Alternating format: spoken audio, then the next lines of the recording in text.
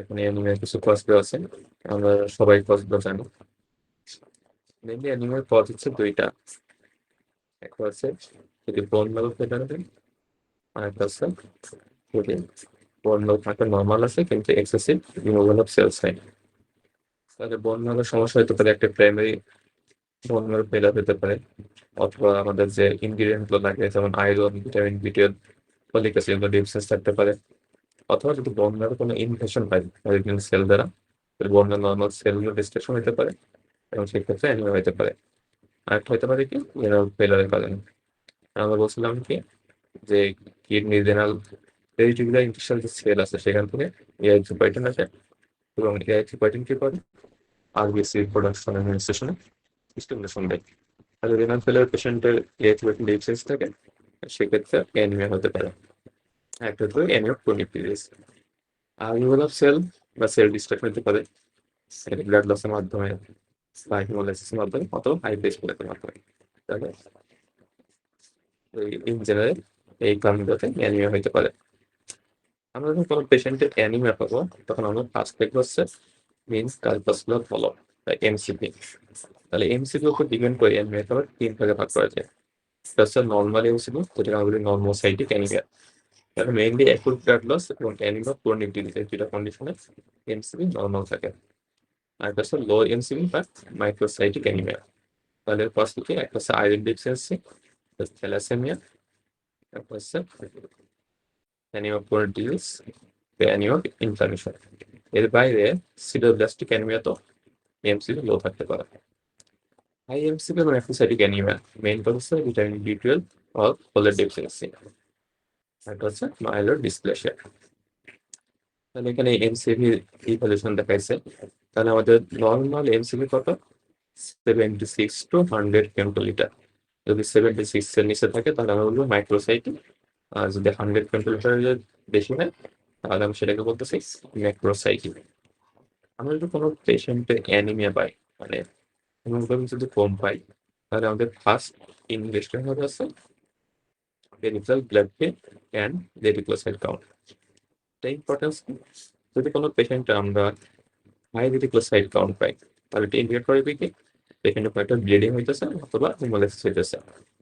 যখন কোনো পেশেন্টের ব্লিডিং বা হিমোলাইসিস হয় তখন আমাদের বডি থেকে আরবিসি লস হয়, এবং এই আরবিসি লস আরবিসি কভার করার জন্য তখন বন্যার কি করে বেশি বেশি করে মেসেজ যে আরবিসি আছে সেগুলোকে সেলে ব্লাডে পাঠিয়ে দেয়।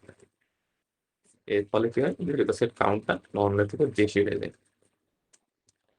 এখন যদি কোনো পেশেন্টের রেডিকুলোসাইট কাউন্টটা নর্মাল থাকে বা লো থাকে এবং এমসিপি যদি লো হয় তাহলে সেক্ষেত্রে আমাদের পসিবিলিটি আসবে একটা হচ্ছে আয়রন ডিফিসিয়েন্সি অ্যানিমিয়া, একটা হচ্ছে থ্যালাসেমিয়া, দেন সিরোডেব্লাস্টিক অ্যানিমিয়া, আর একটা হচ্ছে অ্যানিমিয়া ক্রনিক ডিজিজ। তাহলে আমরা এরপর আমাদের নেক্সট মিশন কি হবে? সেরাম ক্রিয়েটিন লেভেল। যদি সেরাম ক্রিয়েটিন লেভেল লো পাই তাহলে আমাদের ডায়াগনোসিস আয়রন ডিফিসিয়েন্সি অ্যানিমিয়া। যেমন হচ্ছে আয়রন ডিফিসিয়েন্সি কেন হচ্ছে সেজন্য আন্ডারলাইন অন্যান্য ইনজেকশন গুলো বলবো। যদি কোনো পেশেন্টের পিভিএফ আমাদের টার্গেট সেল পাই, ব্যাসোফিলিক স্ট্রিপলিং পাই এবং এর মধ্যে ক্রিয়েটিন লেভেল নরমাল থাকে বা সামনে বেশি থাকতে পারে, তাহলে সেক্ষেত্রে নেক্সট ইনজেকশন হবে হিমোগ্লোবিন ইলেক্ট্রোফোরেসিস। তার হিমোগ্লোবিন ইলেক্ট্রোফোরেসিস করে আপনাকে থ্যালাসেমিয়া ডায়াগনোসিস করতে পারে। এর মধ্যে আবার হিমোগ্লোবিন A2 যদি বেশি থাকে তাহলে সেটা ইন্ডিকেট করে বিটা থ্যালাসেমিয়া ট্রেট, আর নর্মাল হিমোগ্লোবিন A2 থাকলে আলফা থ্যালাসেমিয়া ট্রেট। আমরা যখন থ্যালাসেমিয়া করবো তখন আরেকটু ডিটেলস দেখবো এখানে। এরপর আমরা যদি দেখি যে ডাইমরফিক মানে কিছু মাইক্রোসাইটিক আছে আবার কিছু ম্যাক্রোসাইটিক আছে, এই ধরনের প্যাটার্ন যদি আমরা পাই তাহলে সেটা ইন্ডিকেট করে সিডোব্লাস্টিক অ্যানিমিয়া। এক্ষেত্রে ইনভেস্টমেন্ট চয়েস হবে বোন ম্যারো এক্সামিনেশন। আর যদি কোনো কিছু না পাই সবকিছু নর্মাল থাকে তাহলে সেক্ষেত্রে চিন্তা করবো অ্যানিমিয়া ক্রনিক ডিজিজ। এরপর আসে এমসিবি যদি 100 ফেমটোলিটারের বেশি হয় মানে ম্যাক্রোসাইটিক হয়, তাহলে সেক্ষেত্রে আমাদের রিফারেন্সিয়াল কি আসবে? সেক্ষেত্রে আমাদের ফার্স্ট আসবে হচ্ছে ভিটামিন বি12 বা ফোলেট ডেফিসিয়েন্সি, এরপরে অ্যালকোহল, লিভার ডিজিজ, হচ্ছে পানিশ আছে, অ্যানিমিয়া, হাইপোথাইরয়েডিজম, থার্ড অন্যান্য কয়েকগুলো কনসিডার করবে। এক্ষেত্রে আমাদের নেক্সট চয়েস হবে ব্লাড ফিল এবং রেটিকুলোসাইট কাউন্ট করা। তাহলে রেটিকুলোসাইটের কাউন্টের ইম্পর্টেন্স কি? আমরা বলছিলাম কোনো পেশেন্টের হিমোলাইসিস হলে বা যদি পেশেন্টের হেমোরেজ হয় সেক্ষেত্রে ব্লাডে রেটিকুলোসাইট কাউন্টটা বেশি থাকে, এবং রেটিকুলোসাইট সেলগুলো যেহেতু সেল সাইজ বড়, রেটিকুলোসাইট কাউন্ট যদি ব্লাডে বেশি হয় সেক্ষেত্রে এমসিভিটা বেশি দেখাইতে পারে। রেটিকুলোসাইট কাউন্ট যদি আমরা বেশি পাই তাহলে নেক্সট আমরা কি করবো? বিলিরুবিন দেখবো, এডিএস দেখবো, কোন টেস্ট করবো, হিমোলাইসিস আছে কিনা বা ব্লিডিং আছে কিনা দেখার জন্য। আর এর বাইরে আমরা কি পাইতে পারি? এই হাইপার সিগমেন্টেড নিউট্রোফিল পাই, এটা খুবই ইম্পর্টেন্ট। হাইপার সিগমেন্টেড নিউট্রোফিল পাইলে সেটা ইন্ডিকেট করে মেগালোব্লাস্টিক অ্যানিমিয়া। তাহলে আমি নেক্সট ইনভেস্টিগেশন হবে সেরাম ফোলেট লেভেল দেখা এবং ভিটামিন বি12 লেভেল চেক করা। ফোলেটটা ইউজুয়ালি আমরা আরবিসির সাথে দেখে, যে ব্লাড সেল ফোলেট লেভেলটা দেখি। এরপরে আমরা যদি পেশেন্টরা আবার একইভাবে ডায়াগনস্টিক পাই তাহলে সেক্ষেত্রে আমরা বোন ম্যারো ইনভেস্টিগেশন করবো। যদি পেশেন্ট ডিসপ্লেশিয়া বা আদার সাইটোপেনিয়া থাকে, ক্যান্সারোপেনিয়া থাকে, সেক্ষেত্রে আমরা বোন ম্যারো এক্সামিনেশন করবো মাইলোডিসপ্লেশিয়া আছে কিনা দেখার জন্য। তাহলে আমরা অ্যানিমিয়া পড়লাম যেখানে কি থাকে, হিমোগ্লোবিনটা লো থাকে। এবার সে যদি হাই হিমোগ্লোবিন পাই, তাহলে লো হিমোগ্লোবিন পাইলে সেটাকে বলছিলাম অ্যানিমিয়া, আর হাই হিমোগ্লোবিন পাইলে সেটাকে আমরা বলবো পলিসাইথেমিয়া। মানে পলিসাইথেমিয়া হতে পারে দুই ধরনের, একটা হচ্ছে ট্রু পলিসাইথেমিয়া বা অ্যাবসোলুট এক্সোসাইটোসিস, আর একটা হচ্ছে রিলেটিভ বা লো ভল পলিসাইথেমিয়া। যেটা ট্রু পলিসাইথেমিয়া অ্যাবসোলুট এক্সোসাইটোসিস, এটা হয় কেন? Due to excess RBC. তাহলে এখানে হচ্ছে আরবিসি কাউন্টটা বেশি থাকবে। আর রিলেটিভ বা লো ভলিউম পলিসাইথেমিয়া কি হয়? এখানে মেইনলি প্লাজম ভলিউমটা কম থাকে। তাহলে আরবিসিটা ঠিকই থাকে, ভলিউম কমে যাওয়ার কারণে আরবিসির কনসেন্ট্রেশনটা বেশি দেখে। তাহলে ট্রু পলিসাইথেমিয়াতে আরবিসি কাউন্ট বেশি থাকবে, আর রিলেটিভে মেইনলি হচ্ছে প্লাজম ভলিউমটা কম থাকে। ক্লিনিক্যাল অ্যাসেসমেন্টে কি বলতেছে? আমরা বলছিলাম হিমোগ্লোবিন যদি 0.52 in male and 0.48 in female বেশি থাকে তাহলে সেটা সিগনিফিকেন্ট। আর এর মধ্যে যদি হিমোগ্লোবিন ভ্যালু যদি 0.6 এর বেশি হয় এবং ফিমেলের ক্ষেত্রে যদি 0.56 এর বেশি হয়, তাহলে এটা ইন্ডিকেট করে কি অ্যাবসলিউট এরিথ্রোসাইটোসিস। এর মানে হচ্ছে রিলেটিভ এরিথ্রোসাইটোসিসে হেমাটোক্রিটটা নর্মাল থেকে বাড়তে পারে, কিন্তু usually 0.6 in male and 0.56 in female, এর বেশি ইউজুয়ালি যায় না। যদি এর বেশি যায় তাহলে সেটা ইন্ডিকেট করবে কি পেশেন্টটা আসলে অ্যাবসলিউট এরিথ্রোসাইটোসিস আছে। এবার আসলে রিলেটিভ এরিথ্রোসাইটোসিসের আরেকটা টার্ম আছে যেটা বলে গেস বক্স সিনড্রোম। তাহলে পেশেন্ট যদি হাইপারটেনশন থাকে, স্মোকিং হিস্ট্রি থাকে, বা এক্সেসিভ অ্যালকোহল কনজাম্পশন বা ডায়াবেটিক ইউজিং হিস্ট্রি থাকে, তাহলে এই পেশেন্টগুলো কি হয়? লো ভলিউম পলিসাইথেমিয়া হয়। মানে পেশেন্টের প্লাজমা ভলিউমটা কম থাকে এবং হেমাটোক্রিটটা বেশি দেখায়। এটাকে বলা হয় গেস বক্স সিনড্রোম। এবার আসলে পলিসাইথেমিয়া একটা ইম্পর্টেন্ট কজ হচ্ছে প্রাইমারি পলিসাইথেমিয়া বা পলিসাইথেমিয়া রুব্রা ভেদা। এই পলিসাইথেমিয়া রুব্রা ভেদাতে একটা মিউটেশন পাওয়া যায়, এটা বলে জ্যাক2 জিন মিউটেশন। তাহলে মোর দ্যান 90% কেসে অফ পলিসাইথেমিয়া রুব্রা ভেদাতে জ্যাক2 মিউটেশন পাইতে পারে। আমরা যখন পলিসাইথেমিয়া করবো তখন একটু ডিটেলস সেটা আলোচনা করব। তাহলে প্রাইমারি পলিসাইথেমিয়া পেশেন্টগুলো কি নিয়ে প্রেজেন্ট করতে পারে? একটা হচ্ছে arterial and venous thrombosis present করতে পারে, অ্যাকুয়াজেনিক ক্লোরাইটাস বা itching after exposure to water. তাহলে পেশেন্টগুলো অনেক সময় কমপ্লেন হয়ে কি গোসল করার ফলে পেশেন্টের ইচিং থাকে।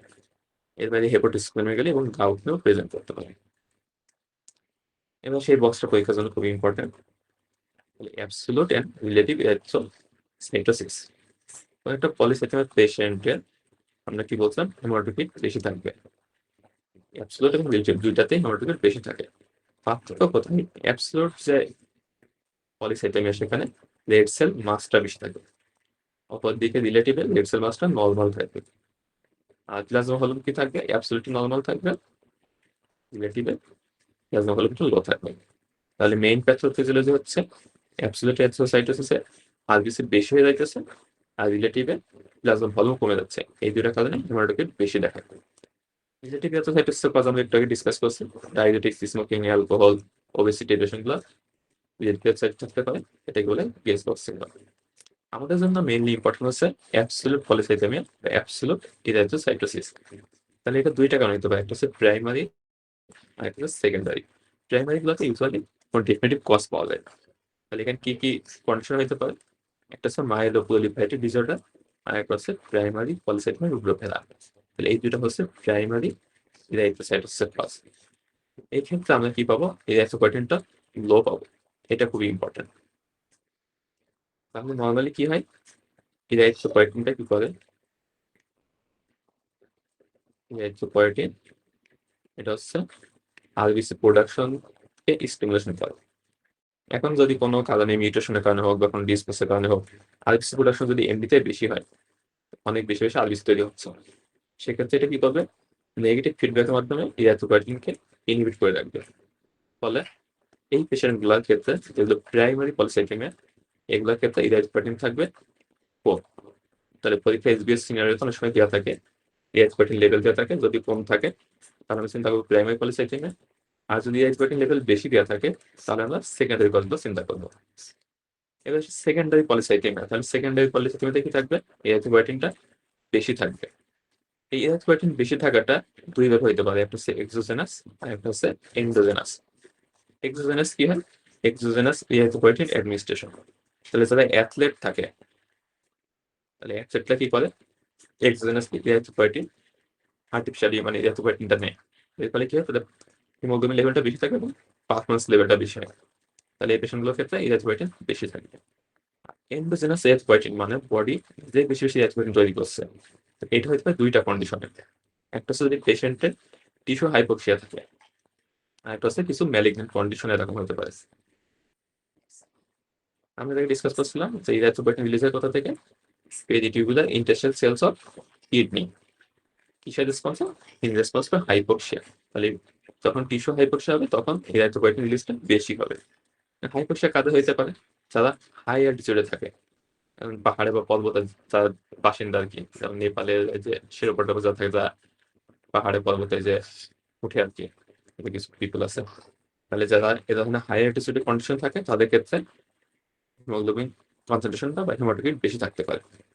আরেকটা হচ্ছে কি, যাতে কার্ডিওভাস্কুলার ডিজিজ আছে, যেমন সিওপিডি পেশেন্ট, তাহলে সিওপিডি পেশেন্টগুলোর ক্ষেত্রে অনেক সময় হিমোগ্লোবিন বেশি থাকতে পারে ডিউ টু ক্রনিক হাইপোক্সিয়া। আরেকটা হচ্ছে হাই অ্যাফিনিটি হিমোগ্লোবিন। তাহলে হাই অ্যাফিনিটি হিমোগ্লোবিন আমরা একদিন ডিসকাস করছিলাম, হাই অ্যাফিনিটি হিমোগ্লোবিন কোনটা, হিমোগ্লোবিন এফ। তাহলে ফিটাল যে হিমোগ্লোবিন, এতে অক্সিজেন অ্যাফিনিটি বেশি থাকে এবং তাই এই কারণে বাচ্চাদের ক্ষেত্রে আমরা হিমোগ্লোবিন বেশি পাওয়া যায়। এখানে পরীক্ষার জন্য সবচেয়ে বেশি ইম্পর্টেন্ট যেটা, সেটা হচ্ছে টিউমার্স। তাহলে কিছু কিছু টিউমার আছে যেগুলো বেশি বেশি ইরিথ্রোপয়েটিন রিলিজ করে, এটাকে বলে প্যারানিওপ্লাস্টিক পলিসাইথেমিয়া, প্যারানিওপ্লাস্টিক। তাহলে কোন কোন টিউমার বা কোন কোন ম্যালিগন্যান্সির ক্ষেত্রে ইরিথ্রোপয়েটিন বেশি রিলিজ হয় এবং হিমোগ্লোবিন বেশি পাওয়া যায়, এটা পরীক্ষা আসে। তাহলে আমাদের মেইন তিনটা organ, lung, liver and kidney. তাহলে লাঙে কি হচ্ছে, ব্রঙ্কোজেনিক কার্সিনোমা, লিভার হচ্ছে লিভার কার্সিনোমা বা হেপাটোমা, কিডনিতে হচ্ছে রিনাল সেল কার্সিনোমা। কিডনির উপরে থাকে কি, অ্যাডরিনাল গ্ল্যান্ড। অ্যাডরিনাল গ্ল্যান্ডে যে টিউমার হয় মিডুলাতে সেটা বলে ফিওক্রোমোসাইটোমা। তাহলে আমরা কি কি পাইলাম, lung cancer, liver cancer, renal cancer, আর হচ্ছে অ্যাডরিনাল ক্যান্সার বা অ্যাডরিনাল টিউমার। তাহলে এই চারটা বাইরে আর দুইটা মনে রাখা লাগবে, ইউট্রাইন ফাইব্রয়েড আর একটা হচ্ছে সেরেবেলার হেমানজিওব্লাস্টোমা। তাহলে এই কন্ডিশনগুলোতে প্যারানিওপ্লাস্টিক ফিচার হিসেবে ইরিথ্রোপয়েটিন রিলিজ বেশি হইতে পারে এবং আমরা পলিসাইথেমিয়া পাইতে পারি। তাহলে এগুলোই মেইনলি পরীক্ষায় আসে। তাহলে কোথায় ইরিথ্রোপয়েটিন আমরা লো পাবো, প্রাইমারি পলিসাইথেমিয়াতে। ইরিথ্রোপয়েটিন বেশি হবে কোথায়, সেকেন্ডারি পলিসাইথেমিয়াতে। আর কোন কোন ম্যালিগনেন্সি বা কোন কোন প্যারানিওপ্লাস্টিক কন্ডিশনে আমরা হিমোগ্লোবিন বেশি পাই, এইগুলো পরীক্ষার জন্য। এরপর সেই interpretation off white blood cell results. এখানে অনেকগুলো কন্ডিশন দেওয়া আছে, এগুলো মুখস্থ থাকে কঠিন, তারপরেও মুখস্থ করা লাগবে। এখান থেকে সব থেকে ইম্পর্টেন্ট বিষয় যেটা, সেটা হচ্ছে ইউসিনোফিলিয়া। তাহলে পরীক্ষায় ইউজুয়ালি ইউসিনোফিলিয়া দিয়েই এগুলো বেশি আসে, বাকিগুলো এমসিকিউ আসে, পড়লে মুখস্থ করতে হলে মুখস্থ করবেন, না হলে দরকার না। তাহলে ইউসিনোফিলিয়া আমরা কোথায় পাই, একটা হচ্ছে অ্যালার্জিক কন্ডিশন গুলোতে, হে ফিভার, অ্যাজমা বা এক্সিমা। তারপর কিছু ড্রাফট কন্ডিশনে পেতে পারি, প্যারাসাইটিক ইনফেকশনে পাইতে পারি। পরীক্ষার জন্য আমাদের সবচেয়ে বেশি ইম্পর্টেন্ট হচ্ছে ইজিপিআর, ইসিনোফিলিক গ্রানুলোমাটাস উইথ পলিএনজাইটিস বা শার্গস্টক সিনড্রোম। তাহলে কোনো একটা ভাস্কুলাইটিসের পেশেন্টে যদি ইসিনোফিল কাউন্ট বেশি পাই আমরা, তাহলে মোস্ট লাইক ডায়াগনোসিস ইজিপিআর। তাহলে এইটা অনেক সময় পরীক্ষায় সিগন্যাল হিসেবে আসে। এরপরে মাইলোপ্রলিফারেটিভ যে ডিসঅর্ডার গুলো আছে, যেমন সিএমএল, পলিসাইথেমিয়া, এসেনশিয়াল থ্রম্বোসাইটোমিয়া, এই টাইপের কন্ডিশনগুলোতে ইসিনোফিলিয়া থাকতে পারে। আর হচ্ছে লিম্ফোমা, লিম্ফোমাতে ইসিনোফিল কাউন্ট বেশি থাকে। তাহলে এই কন্ডিশনগুলো একটু মনে রাখা লাগবে। ইউসিনোফিলিয়া এবং basophilia almost same, myeloproliferative ডিসঅর্ডারগুলোতে ইউসিনোফিল কাউন্টের সাথে বেসোফিল কাউন্ট বেশি থাকতে পারে। এরপর সে লিম্ফোসাইটোসিস আর লিম্ফোপেনিয়া, এই দুটো পরীক্ষা ইম্পর্টেন্ট। লিম্ফোসাইটোসিস মেইনলি আমরা পাই কোথায়? ভাইরাল ইনফেকশনে। আর একটা আছে লিম্ফোপ্রলিফারেটিভ ডিসঅর্ডার, যেমন লিম্ফোমা এবং সিএলএল। তাহলে এই তিনটা কজ মেইনলি মনে রাখা লাগবে। একটা হচ্ছে লিম্ফোপেনিয়া, তাহলে কানেকটিভ টিস্যু ডিজিজ এবং লিম্ফোমা, এই দুটো কন্ডিশন লিম্ফোপেনিয়া পাইতে পারি। তাহলে লিম্ফোমাতে আমরা কি পাইলাম? লিম্ফোসাইটোসিসও পাইতে পারি, লিম্ফোপেনিয়াও পাইতে পারি। দুইটা ইম্পর্টেন্ট কন্ডিশন, একটা হচ্ছে সার্কোইডোসিস আর একটা হচ্ছে এইচআইভি ইনফেকশন। এই দুইটা আমাদের এক্সেপশনালি মনে রাখা লাগবে। তাহলে কোনো একটা সিম্পটম যদি আমরা লিম্ফোপেনিয়া পাই, তাহলে সেটা সার্কোইডিস এবং এইচআইভি হওয়ার চান্স থাকে অনেক বেশি। তাহলে পরীক্ষায় সার্কোইডিস এবং এইচআইভি ইনফেকশনগুলোতে কমনলি লিম্ফোপেনিয়া ফাইন্ডিংস দেওয়া থাকে। তাহলে ফার্স্ট একটু মুখস্থ করা লাগবে। এরপর সে লিম্ফেডিনোপ্যাথি, তাহলে এটা এমসিকিউ হিসেবে আসতে পারে, অনেক সময় সিঙ্গেল ব্রেস্টের সিনারিওতে আসতে পারে। এটা মুখস্থ করতে হবে, এখানে বোঝাতে আমার কিছু নেই। একটা ড্রাগস আছে ফিনাইটোয়াইন, যেটা জেনারেলাইজড লিম্ফেডিনোপ্যাথি করতে পারে, তাহলে এই জিনিসটা একটু মুখস্থ রাখা লাগে। আমাদের লিম্ফেডিনোপ্যাথি গুলো ইউজুয়ালি দুই টাইপের হতে পারে, একটা হচ্ছে রিঅ্যাক্টিভ আর একটা হচ্ছে ইউজুয়ালি হেমাটোলজিক্যাল ম্যালিগন্যান্সি। তাহলে যদি কোনো একটা লিম্ফেডিনোপ্যাথি বা লিম্ফেডিনোপ্যাথি যদি কোনো একটা রিজনে হয়, সিঙ্গেল রিজনে, তাহলে সেটা বলে লোকালাইজড লিম্ফেডিনোপ্যাথি। আর যদি মোর দেন টু সেট ইনভলভমেন্ট হয়, সেটাকে আমরা বলি জেনারেলাইজড লিম্ফেডিনোপ্যাথি। লোকালাইজড লিম্ফেডিনোপ্যাথি গুলা ইউজুয়ালি ইন্ডিকেট করে কোনো একটা ইনফেকশন অথবা লোকাল কোনো ম্যালিগন্যান্সি। যেমন যদি সার্ভাইকাল লিম্ফ নোড বা নেক লিম্ফ নোডগুলো দিয়ে ইনভলভমেন্ট হয়, তাহলে আমি চিন্তা করবো skull, air, mouth, throat, face, teeth বা থাইরয়েড, এই রিজিয়নগুলোতে কোনো একটা ইনফেকশন আছে অথবা কোনো একটা ম্যালিগন্যান্সি আছে। এক্সিয়াল লিম্ফ নোড ইনভলভ হবে মেইনলি ব্রেস্ট কার্সিনোমার ক্ষেত্রে। আর যদি ইনগুইনাল লিম্ফ নোড হয়, তাহলে প্যাথোলজিটা থাকবে কোথায়? মেইনলি পেরিনিয়াম বা এক্সটার্নাল জেনিটালিয়াতে। এবার জেনারেলাইজড লিম্ফেডিনোপ্যাথি কোথায় কোথায় হতে পারে? একটা হচ্ছে ইনফেকশন, একটা হচ্ছে ইনফ্লামেশন বা কানেকটিভ ডিজিজ, আর একটা হচ্ছে ম্যালিগন্যান্সি। তবে ইন মোস্ট কেস দেখা যায় কি, মোস্ট লাইকলি হেমাটোলজিক্যাল ম্যালিগন্যান্সি গুলোতে জেনারেলাইজড লিম্ফেডিনোপ্যাথিটা বেশি কম হবে। এর সাথে যদি পেশেন্টের ওয়েট লস এবং বিএনসি নাইটশেড থাকে, তাহলে এটি ইন্ডিকেট করে মোস্ট লাইকলি লিম্ফোমা। এখানে একটা ছোট বক্স দেওয়া আছে, এটা আলাদা করে বানানো। এই বক্সটা খুবই ইম্পর্টেন্ট পরীক্ষার জন্য এবং প্র্যাকটিক্যাল লাইফে। যদি কোনো পেশেন্টের র্যাপিড এনলার্জমেন্ট হয়, পেইনফুল থাকে এবং লোকালাইজড লিম্ফেডিনোপ্যাথি থাকে, তাহলে আমরা ফার্স্ট চিন্তা করবো ইনফেক্টিভ কজগুলা। আর যদি পেশেন্টের স্লোলি প্রোগ্রেসিভ, পেইনলেস এবং জেনারেলাইজড লিম্ফেডিনোপ্যাথি থাকে, তাহলে আমরা হেমাটোলজিক্যাল ম্যালিগন্যান্সিটা মেইনলি কনসিডার করবো। তাহলে আমরা প্র্যাকটিক্যাল লাইফে দেখবো কোনো একটা পেশেন্টের যদি লিম্ফ নোড এনলার্জমেন্ট নিয়ে আসে, তাহলে এটার ডিউরেশন কত, পেইনফুল নাকি পেইনলেস, আর পেশেন্টের লিম্ফ নোড যে রিজনগুলো ইনভলভমেন্ট করছে, এটা কি লোকালাইজড নাকি জেনারেলাইজড, এই হিস্ট্রিগুলো আমরা ফার্স্টে নিব। তাহলে এই জিনিসটা খুব স্ট্রিক্টলি মনে রাখা লাগবে। তাহলে র্যাপিড, পেইনফুল এবং লোকালাইজড, ফার্স্ট চিন্তা করবো infective cause, slowly progressive, painless এবং জেনারেলাইজড লিম্ফোপ্যাথি, আমরা চিন্তা করবো ম্যালিগন্যান্সি। তাহলে লিম্ফোপ্যাথি যখন কোনো সিনারিও থাকবে, তাহলে এই জিনিসগুলো আমরা একটু খেয়াল রাখবো। এরপর আসি স্প্লেনোমেগালি। স্প্লেনোমেগালি মানে ব্রড টার্মে স্প্লেনোমেগালি হইতে পারে কয়েকটা কজে। একটা হচ্ছে লিম্ফোপ্রলিফারেটিভ ডিজিজ, যেমন সিএলএল, লিম্ফোমা। এবার আসি মাইলোপ্রলিফারেটিভ ডিজিজ, এর মধ্যে কি কি আছে? সিএমএল, পলিসাইথেমিয়া, এসেনশিয়াল থ্রম্বোসাইটোসিস, আর একটা হচ্ছে মাইলোফাইব্রোসিস। এবার যেগুলো তো অটোইমিউন হিমোলাইসিস হয়। একটা হচ্ছে ইনফেকশন অ্যান্ড লাস্ট আছে ভাস্কুলার কনজেশন। তাহলে মোটা দাগে এই কজগুলোর কারণে স্প্লেনোমেগালি পাওয়া যায়। স্প্লেনোমেগালি অনেক বড় একটা বক্স দেওয়া আছে, এই বক্স থেকে ইউজুয়ালি এমসিকিউ হিসেবে কোশ্চেন আসে। তাহলে আমাদের বর্তমানে কি কি আছে? Congestion, infection, inflammatory disease, haematological disease, আর কিছু আছে স্টোরেজ ডিজিজ। তাহলে এটাও মুখস্থ করা লাগবে। এর মধ্যে একটি ইম্পর্টেন্ট হচ্ছে ম্যাসিভ স্প্লেনোমেগালি কজ কি কি। তাহলে আমরা খুব কমনলি এগুলো থার্ড ইয়ারও পড়ছি, ম্যালেরিয়া, কালাজ্বর, তারপর হচ্ছে সিএমএল, লিউকেমিয়া, মাইলোফাইব্রোসিস। তাহলে এইগুলোতে মেইনলি ম্যাসিভ স্প্লেনোমেগালি নিয়ে পেশেন্ট প্রেজেন্ট করে। লিউকেমিয়ার মধ্যে আবার ইম্পর্টেন্ট হচ্ছে লিউকেমিয়া।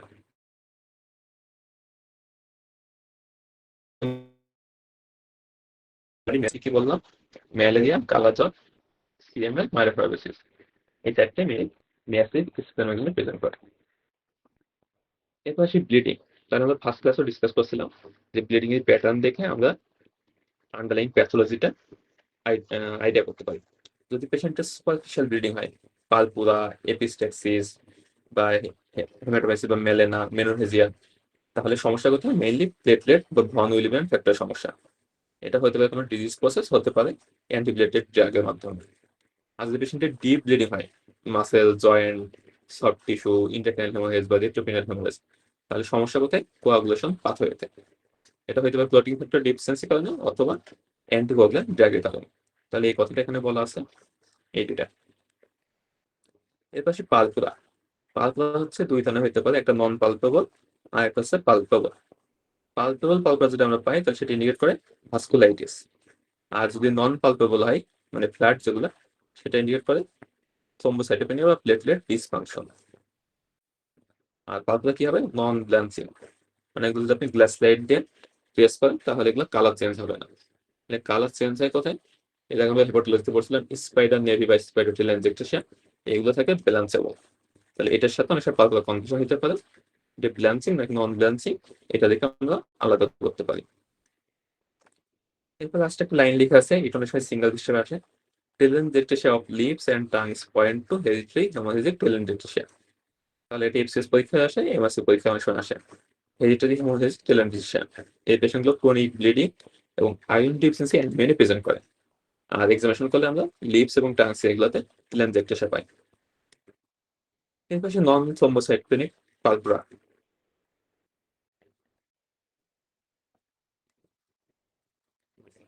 নন থ্রম্বোসাইটোপেনিক পালপুরা কজলে এটা এমসিকিউ হিসেবে আসে। তাহলে প্লেটলেট কাউন্ট নর্মাল থাকা সত্ত্বেও কিছু কিছু কন্ডিশনে পেশেন্ট পালপুরা প্রেজেন্ট করতে পারে। এটা এমসিকিউ হিসেবে আপনারা পড়বেন। এর মধ্যে পরীক্ষার জন্য বেশি ইম্পর্টেন্ট হচ্ছে হেন্ডারসনের পালপুরা আর একটা হচ্ছে ভাস্কুলাইটিস। এরপর আসে থ্রম্বোসাইটোপেনিয়া বা লো প্লেটলেট কাউন্ট। তাহলে থ্রম্বোসাইটোপেনিয়ার মেকানিজম হচ্ছে দুইটা। এটাও অ্যানিমিয়ার মতো, একটা হচ্ছে প্রোডাকশন কম হইতেছে আর একটা হচ্ছে কনজাম্পশন বা ইউটিলাইজেশন বা ডিস্ট্রাকশন বেশি হইতেছে। থ্রম্বোসাইটোপেনিয়া পেশেন্টগুলো ইউজুয়ালি অ্যাসিম্পটোমেটিক থাকে। তবে যদি কোনো পেশেন্টের platelet count less than 10,000 per cubic millimetre হয়, তাহলে সেক্ষেত্রে পেশেন্ট হেমোরেজ নিয়ে প্রেজেন্ট করতে পারে।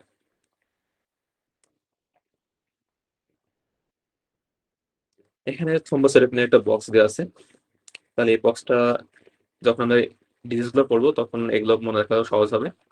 তাহলে ব্রড টার্মে দুইটা কন্ডিশন, একটা হচ্ছে যদি প্রোডাকশন কম হয় আর একটা হচ্ছে কনজাম্পশন বা ডিস্ট্রাকশন যদি বেশি হয়, তাহলে থ্রম্বোসাইটোপেনিয়া ডেভেলপ করবে। তাহলে যদি প্লেটলেট প্রডিউসার কোথায় বোন ম্যারো থাকে, তাহলে বোন ম্যারো যদি কোনো সমস্যা হয়, বোন ম্যারো কোনো ম্যালিগনেন্সি বা কোনো মেটাস্টেসিস বা ডিসপ্লেসিয়া বা মাইলোফাইব্রোসিস, তাহলে সেই কন্ডিশনগুলোতে কি হবে? প্লেটলেট প্রোডাকশন কম হবে এবং থ্রম্বোসাইটোপেনিয়া থাকবে। আর একটা হচ্ছে যদি হেমাটোনিক ডেফিসিয়েন্সি থাকে, বি12 বা ফোলিক অ্যাসিড ডেফিসিয়েন্সি থাকে, সেক্ষেত্রে থ্রম্বোসাইটোপেনিয়া হতে পারে। আর কিছু ফ্যামিলিয়াল বা জেনেটিক কন্ডিশন আছে, তাহলে এগুলো একটু মুখস্থ করা লাগবে। আর পেরিফেরাল কনজাম্পশন বা ডিস্ট্রাকশন হতে পারে কি কি ভাবে? একটা হইতে পারে যদি হাইপারস্প্লেনিজম হয়, মানে স্প্লেনে বেশি বেশি ডিস্ট্রাকশন হইতেছে। আর একটা হচ্ছে কনজাংশন কোয়াগুলোপ্যাথি। তাহলে আমরা কোয়াগুলেশন পাথওয়ে ডিসকাস করছিলাম যে কোয়াড ফাংশনের যে হিমোস্টেসিস যে পাথওয়ে আছে সেখানে কি হয়? প্লেটলেট ইউজ হয়। তাহলে কোনো পেশেন্ট যদি বেশি বেশি কি হয়, হিমোস্টেসিস পাথওয়েগুলো অ্যাক্টিভেশন হয়, তাহলে প্লেটলেটগুলো বেশি ইউজ হবে এবং পেশেন্ট থ্রম্বোসাইটোপেনিয়া হবে। এরকম একটা কন্ডিশন কি আছে? ডিআইসি বা ডিসেমিনেটেড ইন্ট্রাভাস্কুলার কোয়াগুলেশন। এরপর কিছু হচ্ছে ইমিউনো ডিস্ট্রাকশন। এর মধ্যে ইম্পর্টেন্ট হচ্ছে ইমিউনো থ্রম্বোসাইটোপেনিক পাথওয়ে। আর কিছু ড্রাগ আছে যেগুলো ইমিউনোমেডিয়েটেড ডিস্ট্রাকশন করতে পারে। এর মধ্যে আছে কুইনাইন, ভ্যানকোমাইসিন এবং হেপারিন। তাহলে লাস্ট জানুয়ারি 2025-এ একটা কোশ্চেন আসছিল যেখানে ভ্যানকোমাইসিন অপশনে ছিল, সিঙ্গেল হিসেবে আসছে। তাহলে এই ড্রাগস গুলো মুখস্থ করা লাগবে। এরপরে কিছু মাইক্রো এনজিওপ্যাথি আছে, হাস টিটিপিয়াল হেলথ সিন্ড্রোম, এগুলো একসাথে মনে রাখা লাগবে। এগুলো কন্ডিশন পেশেন্ট থ্রম্বোসাইটোপেনিয়া থাকতে পারে। এছাড়া প্রেগন্যান্সিতে ফিজিওলজিক্যালি প্লেটলেট কাউন্ট কমে যায়। আর ভন উইলিয়াম ডিজিজের মধ্যে টাইপ 2B যেটা, সেটা অনেক সময় থ্রম্বোসাইটোপেনিয়া প্রেজেন্ট করতে পারে। তাহলে এই কজগুলো পরীক্ষা এমসিকিউ বা সিঙ্গেল হিসেবে আসতে পারে। থ্রম্বোসাইটোসিস, তাহলে প্লেটলেট কাউন্ট মেইনলি বাড়ছে রিঅ্যাক্টিভ প্রসেসের কারণে। বডিতে যদি কোনো একটা ইনফেকশন থাকে বা ইনফ্লামেশন থাকে বা কোনো টিস্যু ড্যামেজ হয় বা হিমোলাইসিস হয়, তাহলে সেক্ষেত্রে রিঅ্যাকশনারি চেঞ্জ হিসাবে প্লেট কাউন্টটা বাড়তে পারে। এটাই মোস্টলি কমন। আর কিছু ক্লোনাল থ্রোম্বোসাইটোস হইতে পারে, মানে বডিতে এক্সেস প্রোডাকশন হইতেছে। মেইনলি যেগুলো আছে মাইলোপ্রোভাইটিক ডিজিজ, যেগুলো primary thrombocythaemia, polycythaemia, chronic myeloid leukaemia, myelofibrosis. তাহলে এই চারটা হচ্ছে মাইলোপ্রোভাইটিক ডিসঅর্ডার। এগুলোর ক্ষেত্রে প্লেটলেট কাউন্ট বাড়তে পারে।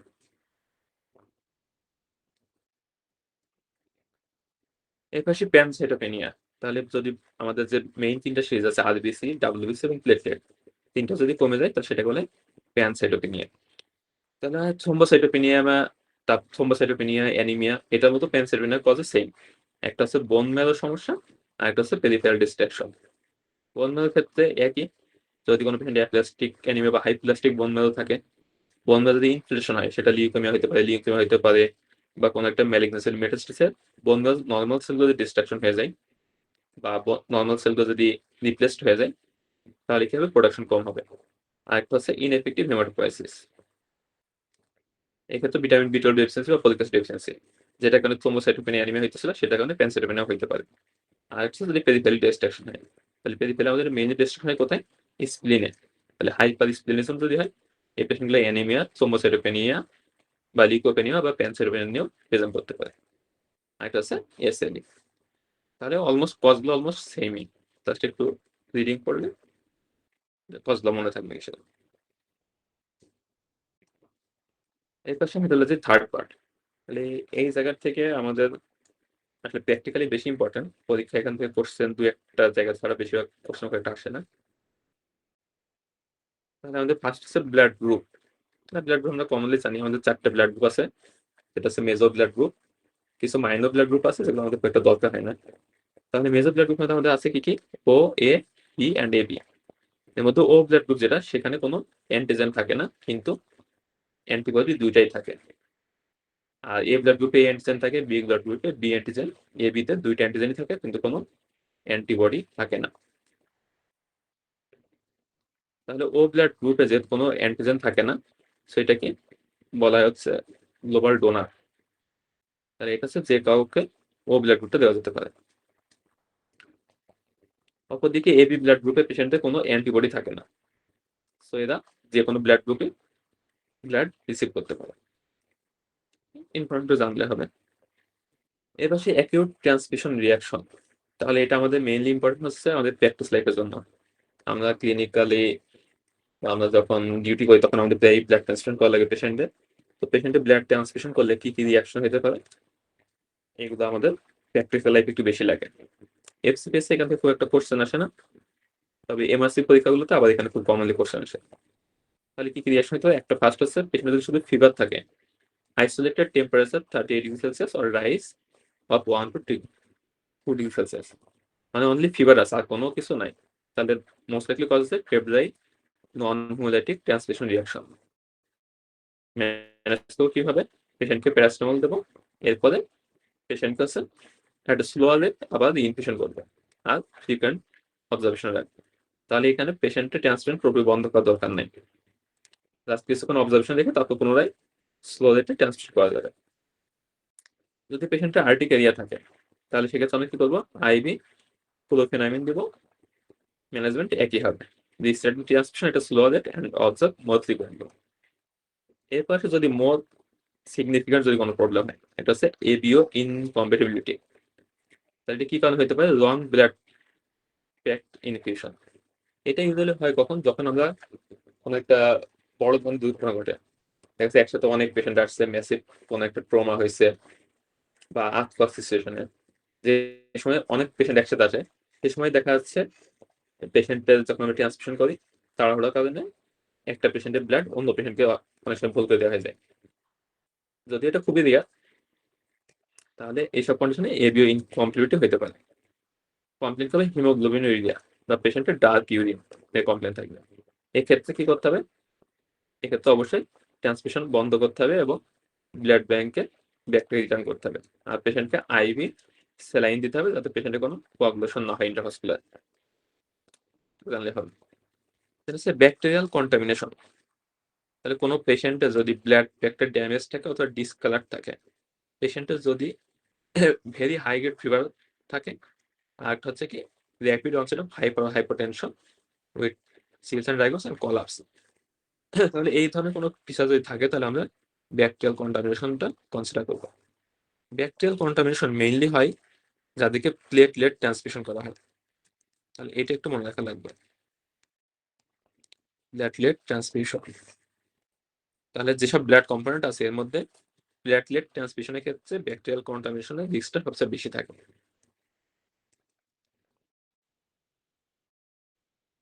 এবার সিভিয়ার অ্যালার্জিক রিয়াকশন, আমরা বলছিলাম যদি মাইল্ড অ্যালার্জিক রিয়াকশন হয় আর্টিকেরিয়া হয় তাহলে পেশেন্টকে ক্লোরফেনামিন দেবো, এরপরে পুনরায় ব্লাড ট্রান্সফিউশন করবো। যদি কোনো পেশেন্টের সিভিয়ার অ্যালার্জিক রিয়াকশন হয় কি কি বিষয় থাকতে পারে, ব্রঙ্কোস্পাজম থাকতে পারে বা পেশেন্টের শর্টনেস অফ ব্রেথ থাকতে পারে, এনজিওডিমা থাকতে পারে, মানে পেশেন্টের সফট টিস্যু সোয়েলিং থাকতে পারে, অ্যাবডোমিনাল পেইন থাকতে পারে, বিপি ফল করতে পারে। তাহলে এই ধরনের যদি কোনো এক্সট্রা ফিচার থাকে তাহলে আমরা সাথে সাথে ব্লাড ট্রান্সফিউশনটা বন্ধ করবো। পেশেন্টকে আমরা ক্লোরফেনামিন দেবো 10 মিলিগ্রাম আইভি, অক্সিজেন দেবো, স্যালাইন দেবো, তারপর সালবুটামল দেবো। আর যদি সিভিয়ার হাইপারটেনশন বা ব্রঙ্কোস্পাজম থাকে তাহলে অ্যাড্রিনালিন 0.5 মিলিগ্রাম ইন্ট্রামাসকুলার দিব। তাহলে এইটা অনেক সময় পরীক্ষায় আসতে পারে। তাহলে ম্যানেজমেন্ট অলমোস্ট অ্যানাফাইল্যাক্সিসের মতো। অ্যানাফাইল্যাক্সিস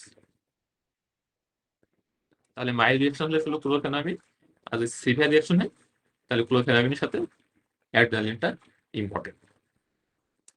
এর পাশে কোনো পেশেন্ট যদি অ্যাকিউট ডিসথিনিয়া ডেভেলপ করে সেক্ষেত্রে আমরা কি করবো, একটা হচ্ছে ব্লাড গ্যাস মনিটর করবো, চেস্ট এক্সরে করবো, আর একটা হচ্ছে সেন্ট্রাল ভেনাস প্রেশার দেখবো। যদি পেশেন্টের সেন্ট্রাল ভেনাস প্রেশার বেশি থাকে তাহলে এটা ইন্ডিকেট করে পেশেন্টের ফ্লুইড ওভারলোড আছে। তো সেক্ষেত্রে ম্যানেজমেন্ট হবে কি অক্সিজেন এবং আইভি ডায়োরেটিক্স। আর যদি পেশেন্টের সিভিভি নর্মাল থাকে তাহলে এটা ইন্ডিকেট করে ট্রান্সমিশন রিলেটেড অ্যাকিউট লাং এনজিওপ্যাথি বা ট্রিয়ালি। তাহলে এই ক্ষেত্রে আমরা ট্রান্সমিশন বন্ধ করবো, 100% অক্সিজেন দেবো এবং পেশেন্টের এআরটিস মতো ম্যানেজমেন্ট করবো। তাহলে এই ট্রিয়ালি এবং ভলিউম ওভারলোড এগুলো হচ্ছে এমআরসি পরীক্ষার জন্য বেশি ইম্পর্টেন্ট। এফসিএস পরীক্ষা আমি কখন আশা দেখিনি এগুলা। একটা হচ্ছে পরীক্ষার জন্য ইম্পর্টেন্ট, আর একটা হচ্ছে আপনার প্র্যাকটিক্যাল লাইফের জন্য ইম্পর্টেন্ট। এরপর blood component and their use. তাহলে আমরা কি কি ব্লাড কম্পোনেন্ট ইউজ করি, একটা হচ্ছে রেড সেল কনসেন্ট্রেট, একটা হচ্ছে platelet concentrate, fresh frozen plasma, cryoprecipitate. তাহলে এগুলোই আমরা নর্মালি ওয়ার্ডে ইউজ করে থাকি। রেড সেল কনসেন্ট্রেট কখন দিই, মেইনলি আমরা দিই পেশেন্টে অ্যানিমিক পেশেন্টের ক্ষেত্রে। আচ্ছা এখানে তিনটা পার্ট আছে, একটা হচ্ছে কম্পোনেন্ট, একটা হচ্ছে মেজর হেমোরেজের রোল, আর একটা হচ্ছে আদার ইন্ডিকেশনস। তাহলে এই তিনটা আমরা কত তিনটা বক্স ডিসকাস করছি। ডিসকাশন এই বক্সটা পাশাপাশি আছে, আমি এটা একটু নিচে নিচে লিখছি যাতে বুঝতে সুবিধা হয়। তাহলে রেড সেল কনসেন্ট্রেটের ক্ষেত্রে আমাদের ইম্পর্টেন্স হচ্ছে কি এই পেশেন্টগুলোর ABO compatibility with recipient is essential. তাহলে এই পেশেন্টগুলোর ব্লাড গ্রুপিং এবং ক্রস ম্যাচিং এটা লাগবে। এবার কি বলছে, আমরা রেড সেল কনসেন্ট্রেট কখন দেবো, যখন পেশেন্টের সিভিয়ার অ্যানিমিয়া থাকবে। মেজর হেমোরেজের পেশেন্টের ক্ষেত্রে আমরা ট্রান্সফিউশন কখন করবো, ইউজুয়ালি যদি কোনো কার্ডিওভাস্কুলার ডিজিজ না থাকে তাহলে হিমোগ্লোবিন সাথে কম হলেও তখন ট্রান্সফিউশন করবো, তাহলে দরকার নেই। আর যদি কোনো কার্ডিওভাস্কুলার ডিজিজ থাকে তাহলে সেক্ষেত্রে হিমোগ্লোবিন 9 কম হলে আমরা ট্রান্সফিউশন করবো। এটা আমরা আবার বলি একটু, যদি পেশেন্টের কার্ডিওভাস্কুলার ডিজিজ না থাকে তাহলে আমরা হিমোগ্লোবিন মেনটেন করবো 7 বেশি। আর যদি হচ্ছে কার্ডিওভাস্কুলার ডিজিজ থাকে তাহলে সেক্ষেত্রে মিনিমাম 9 আমাদের রাখা লাগবে। তাহলে পরীক্ষায় সিনারিও দেয় কেমন, কোন একটা পেশেন্ট আপনার আসছে হেমাটোমেসিস বা মেলানা নিয়ে বা কোনো একটা ব্লিডিং এর হিস্ট্রি নিয়ে আসছে, পেশেন্টের হিমোগ্লোবিন আছে 8, এখন কি পেশেন্টের ব্লাড দেওয়া লাগবে নাকি লাগবে না, এরকম একটা ডিসিশন পরীক্ষা কোশ্চেন হয়ে চায়। তাহলে পেশেন্ট যদি 7 বা 7 বেশি থাকে তাহলে আমাদের ট্রান্সমিশন দরকার নাই। তবে যদি কোনো পেশেন্টের কার্ডিওভাস্কুলার ডিজিজ থাকে আগে থেকেই, হার্ট ফেলার হতে পারে, এমআই হতে পারে বা এনজাইনা থাকতে পারে, তাহলে যদি কোনো কার্ডিওভাস্কুলার ডিজিজ থাকে তাহলে মিনিমাম আমাদের 9 হিমোগ্লোবিন রাখা লাগবে। এরপর আসি প্লেটলেট। তাহলে প্লেটলেটের ক্ষেত্রে আমাদের এবিও ব্লাড গ্রুপিং এবং আইসোটেপিং এগুলো দরকার আছে।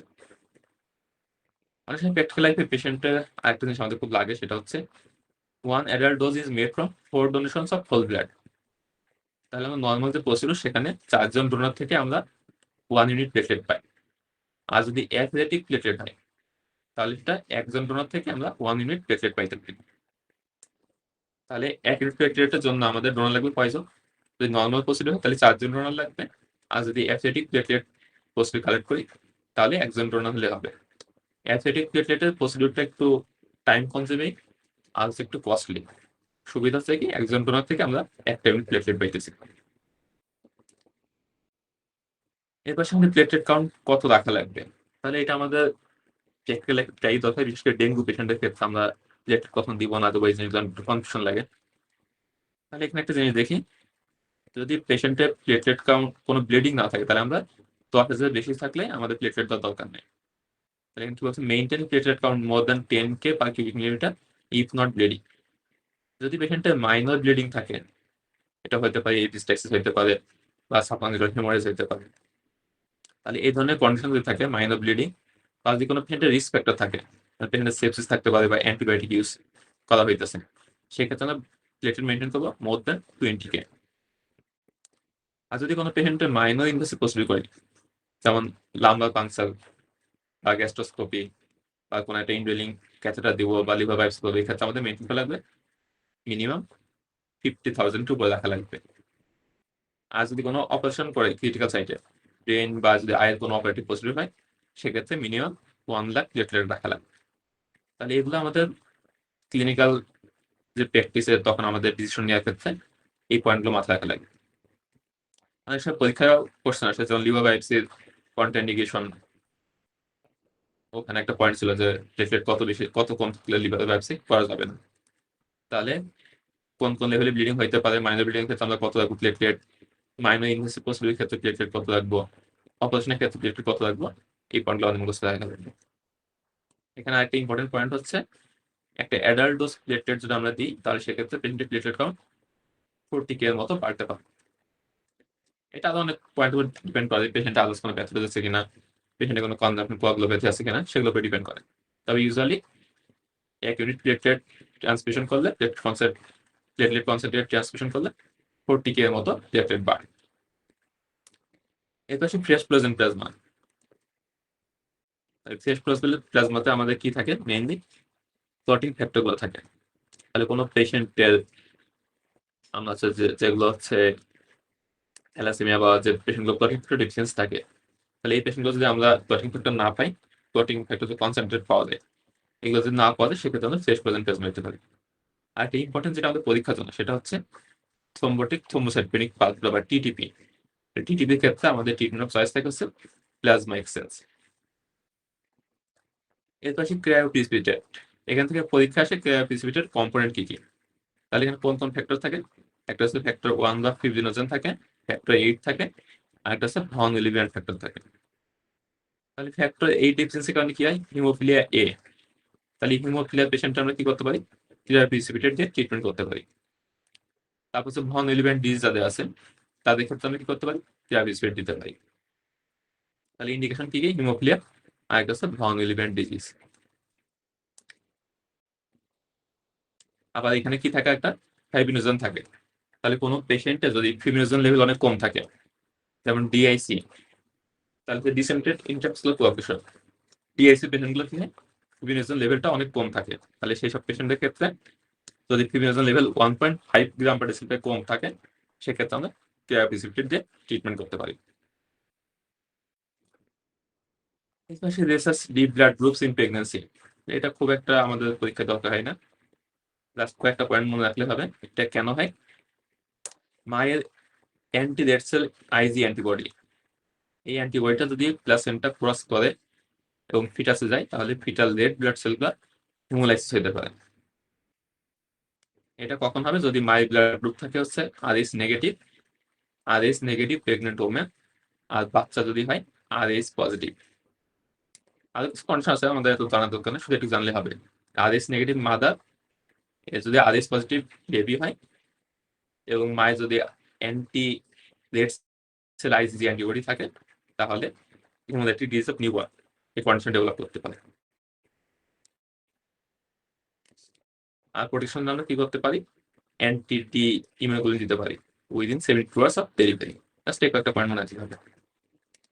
এরপর সেই স্প্রেস, তাহলে আমরা আরবিসি স্প্রেস করি 4°C তাপমাত্রায় 35 দিন পর্যন্ত স্টোর করে রাখা যায়। শেষ প্রেজেন্ট প্লাজমা স্টোর করে আমরা -30°C টেম্পারেচারে 36 মান্থ পর্যন্ত স্টোর করে রাখা যাবে। আর প্লেটলেট 22°C 5 days পর্যন্ত স্টোর করে রাখা যায়।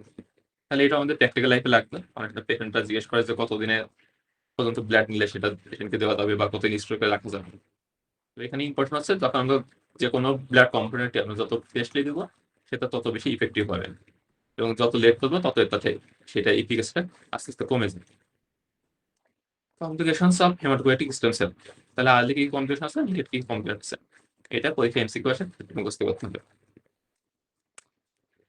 এর পাশে আমাদের আজকের চ্যাপ্টার সব থেকে important part, anticoagulant and antithrombotic therapy. তাহলে এখানে ফার্স্ট যে লাইন ক্লাসটা খুব important. Antiplatelet medications are of greater efficacy in prevention of arterial thrombosis and of less value in prevention of venous thromboembolism. মানে কোনো ক্ষেত্রে আর্টেরিয়াল থ্রম্বোসিস থাকে যেমন স্ট্রোক, এমআই, এগুলোতে অ্যান্টিপ্লেটলেট মেডিকেশনগুলো বেশি ইফেক্টিভ। আর যদি ভেনাস থ্রোম্বোএমবোলিজম হয় যেমন ডিভিটি, পালমোনারি এমবোলিজম, এগুলোর ক্ষেত্রে অ্যান্টিকোয়াগুল্যান্ট গুলো বেশি ইফেক্টিভ। তাহলে এই কথাগুলো আবার বলছে, antiplatelet agents aspirin, clopidogrel, ticagrelor are drugs of choice in acute coronary events and ischaemic cerebrovascular disease. মানে করোনারি আর্টেরিয়াল ডিজিজ এবং স্ট্রোক, এগুলোতে অ্যান্টিপ্লেটলেট ড্রাগগুলো বেশি effective. And warfarin and other anticoagulants are favored in venous thromboembolism and mechanism of atrial fibrillation. তাহলে ডিভিটি, pulmonary embolism, এখানে থ্রম্বোএম্বোলিক যেগুলো disorder, মানে venous থ্রম্বোএম্বোলিক disorder, আর একটা হচ্ছে অ্যাট্রিয়াল ফিব্রিলেশন, এগুলো ম্যানেজমেন্টে অ্যান্টিকোয়াগুল্যান্টটা বেশি ইফেক্টিভ। এগুলোর ক্ষেত্রে অ্যান্টিপ্লেটলেটের রোলটা কম। আর কিছু আছে এক্সট্রিমলি প্রোথ্রম্বোটিক কন্ডিশন যেমন করোনারি আর্টারি স্টেন্টিং, এগুলোর ক্ষেত্রে অ্যান্টিপ্লেটলেট এবং অ্যান্টিকোয়াগুল্যান্ট দুইটা ড্রাগ ইউজ করা হয়।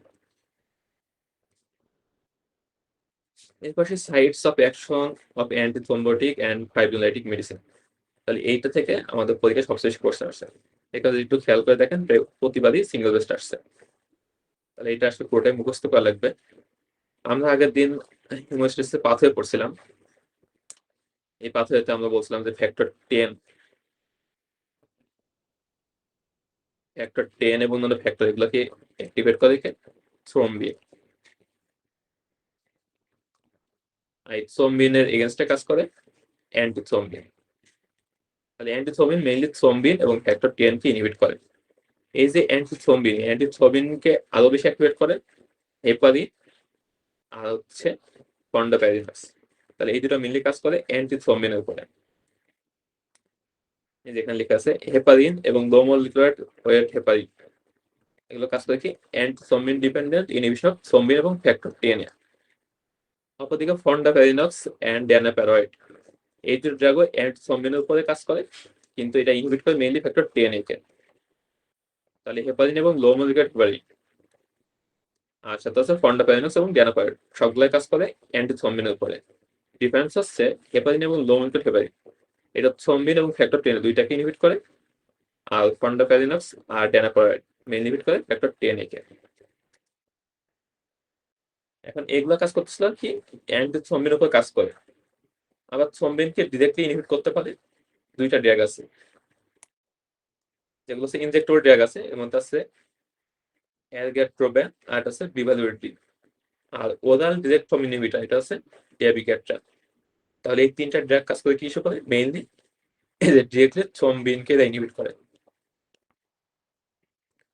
এর মধ্যে ড্যাবিগ্যাট্রানটা পাওয়া যায় ওরাল ফর্মে, বাকি দুটো পাওয়া যায় ইনজেক্টেবল ফর্মে।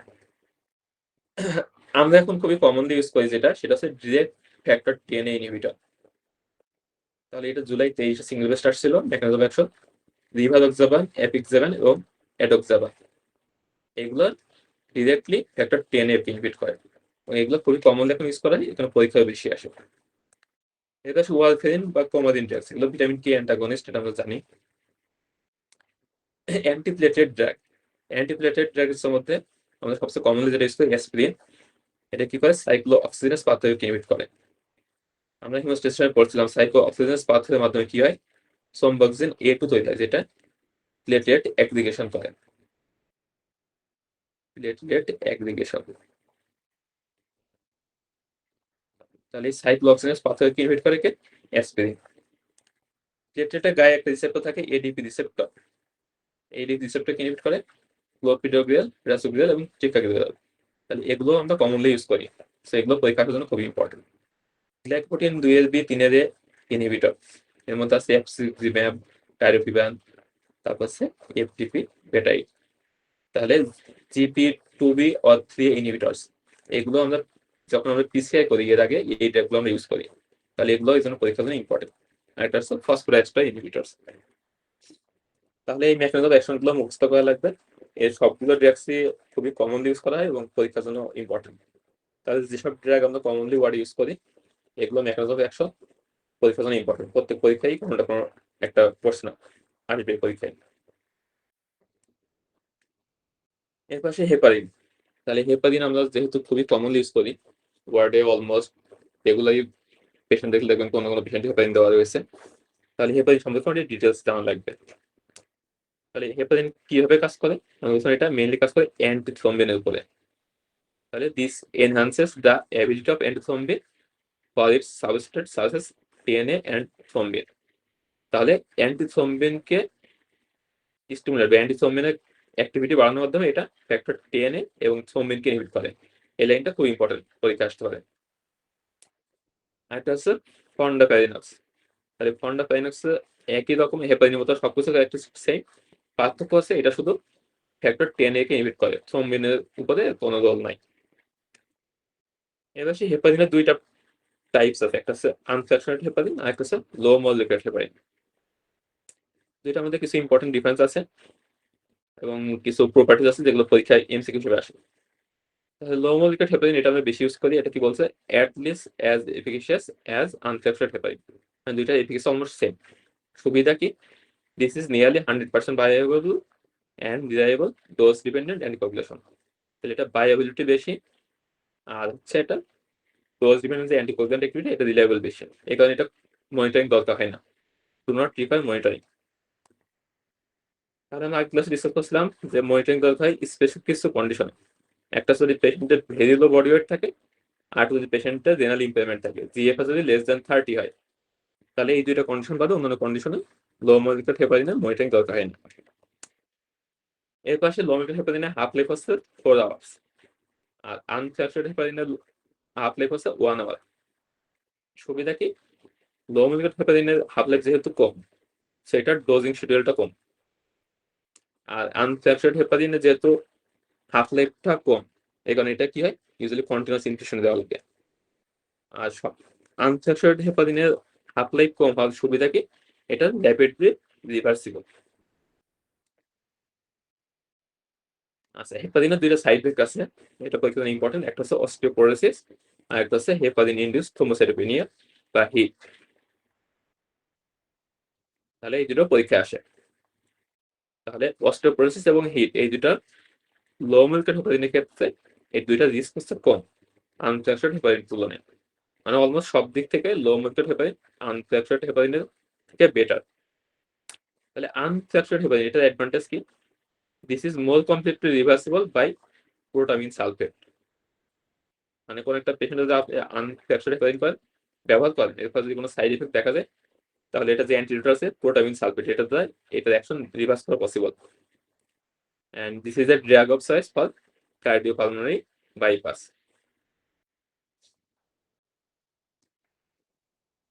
কারণ বললাম হেপারিনের ক্ষেত্রে ইউজুয়ালি মনিটরিং দরকার হয় না, তবে আনস্যাচুরেটেড হেপারিনের ক্ষেত্রে মনিটরিং লাগবে। আমরা কিভাবে মনিটরিং করি?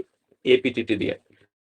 তাহলে আমরা আগে ক্লাসও বলছি ওয়ালফেরিনের মনিটরিং করা হয় প্রথমই টাইম দিয়ে, আনস্যাচুরেটেড হেপারিন এপিটিটি দিয়ে, আর লো মলিকুলার হেপারিন এটা মনিটরিং করা হয় অ্যান্টি ফ্যাক্টর টিএনএএস এর মাধ্যমে। এর পাশে হেপারিনের একটা সাইড ইফেক্ট থ্রোম্বোসাইটোপেনিয়া। তাহলে হেপারিন ইনডিউসড থ্রোম্বোসাইটোপেনিয়া বা হিট, এটা কেন হয়? Due to formation of anti heparin বা অ্যান্টি পিএফ4 অ্যান্টিবডিজ। তাহলে এটা পরীক্ষা আসে। তাহলে this is a prothrombotic state with paradoxical thrombocytopenia. এই কথাটা মানে হচ্ছে কোনো পেশেন্টের যদি প্লেটলেট কাউন্ট কমে যায়, মানে থ্রোম্বোসাইটোপেনিয়া হয়, তাহলে এই পেশেন্টগুলো কি হয়? মেইনলি ব্লিডিং রিস্ক বাড়ে। এটা আমরা জানি থ্রোম্বোসাইটোপেনিক পেশেন্টগুলো ব্লিডিং নিয়ে প্রেজেন্ট করে। তবে তিনটা অ্যাটিপিক্যাল কন্ডিশন আছে যেখানে পেশেন্টের থ্রোম্বোসাইটোপেনিয়া থাকে কিন্তু পেশেন্ট ব্লিডিং এর পরিবর্তে থ্রোম্বোটিক ফিচার প্রেজেন্ট করে। এর মধ্যে একটা হচ্ছে হেপারিন ইনডিউসড থ্রোম্বোসাইটোপেনিয়া, একটা হচ্ছে ডিআইসি, ডিসেমিটেড ইন্টারভেসকুলার কোয়াগুলেশন, আরেকটা কি ছিল, আরেকটা হচ্ছে টিটিপি সম্ভবত। তাহলে এই কন্ডিশনগুলোতে কি হয়? পেশেন্টের প্লেটলেট কাউন্ট থাকে কম কিন্তু পেশেন্ট প্রেজেন্ট করে থ্রম্বোটিক ম্যানিফেস্টেশন নিয়ে। তাহলে দেখি হিট কাদের বেশি হয়। একটা হচ্ছে সার্জিক্যাল পেশেন্টগুলোর ক্ষেত্রে বেশি হয়, আনস্ট্রাকচার্ড হেপারিন যদি ইউজ হয় তাহলে এদের ক্ষেত্রে রিস্ক বেশি। আর একটা হচ্ছে যদি হাই ডোজ হেপারিন ব্যবহার করা হয়। ক্লিনিক্যাল ফিচার্স, তাহলে হিট ডেভেলপ করে কখন? Mainly 5 to 14 days after starting heparin. তাহলে হেপারিন ইউজ করে 5 থেকে 14 দিন পরে ইউজুয়ালি পেশেন্টগুলো থ্রোম্বোসাইটোপেনিয়া ডেভেলপ করে। Characterized by fall of platelet more than 30% from baseline. The count may still be in reference days. তাহলে এটা মানে কি? তাহলে আমরা নরমালি থ্রোম্বোসাইটোপেনিয়া বলতে বুঝি কি, পেশেন্টের প্লেটলেট কাউন্ট যদি 1.5 লাখে কম হয়। তবে হিটের ডেফিনেশন মানে হেপারিন ইনডিউসড থ্রোম্বোসাইটোপেনিয়া ডেফিনেশন হচ্ছে পেশেন্টের বেস লাইন থেকে মোর দ্যান 30% রিডাকশন হতে হবে। এখন কোনো পেশেন্টের যদি প্লেটলেট কাউন্ট থাকে 3 লাখ, তাহলে এখান থেকে যদি 30% বেশি, ধরলাম 40% কমে, তাহলে কমবে কতটুকু? 1,20,000। তাহলে 1,20,000 কমার পরে পেশেন্টের প্লেটলেট কাউন্ট থাকবে 1,80,000। তাহলে 1,80,000 এটা তো উইদিন নর্মাল রেঞ্জ আছে, কিন্তু তারপর যেহেতু এটা মোর দেন 30% বেস লাইন থেকে কমে গেছে, তাহলে হেপারিনের ক্ষেত্রে এটাই থ্রোম্বোসাইটোপেনিয়া হিসেবে কনসিডার করা হবে। এই কারণে হেপারিন ইনডিউস থ্রোম্বোসাইটোপেনিয়া পেশেন্টের ক্ষেত্রে অনেক সময় কি হয়, প্লেটলেট কাউন্টটা নর্মাল রেঞ্জও থাকতে পারে। আমাদের দেখতে হবে যে সেটা বেস লাইন থেকে মোর দেন 30% কমেছে কিনা। ঠিক আছে, তাহলে পেশেন্টগুলো থাকে মেইনলি হেপারিন অ্যাসিম্পটোটিক থাকে, তবে সামটাইমস ভেনাস ও আর্টেরিয়াল থ্রোম্বোসিস নিয়ে প্রেজেন্ট করতে পারে। পেশেন্টের স্কিন নেক্রোসিস থাকতে পারে। তাহলে আমরা বললাম কি, পেশেন্টের প্লেটলেট কাউন্ট কমতেছে কিন্তু ব্লিডিং এর পরিবর্তে পেশেন্টগুলো থ্রোম্বোটিক ম্যানিফেস্টেশনে প্রেজেন্ট করছে। তাহলে এইটা পরীক্ষার সময় কোশ্চেন আসে যে prothrombotic state with paradoxical thrombocytopenia, example কি কি? ঠিক আছে, তাহলে একটা পাইলাম আমরা ডিআইসি, আর একটা পাইলাম কি হিট। এই কন্ডিশনগুলোতে পেশেন্টের প্লেটলেট কাউন্ট কম থাকে কিন্তু পেশেন্টের প্রোথ্রম্বোটিক কন্ডিশন থাকে, বা পেশেন্ট থ্রোম্বোসিস নিয়ে প্রেজেন্ট করে।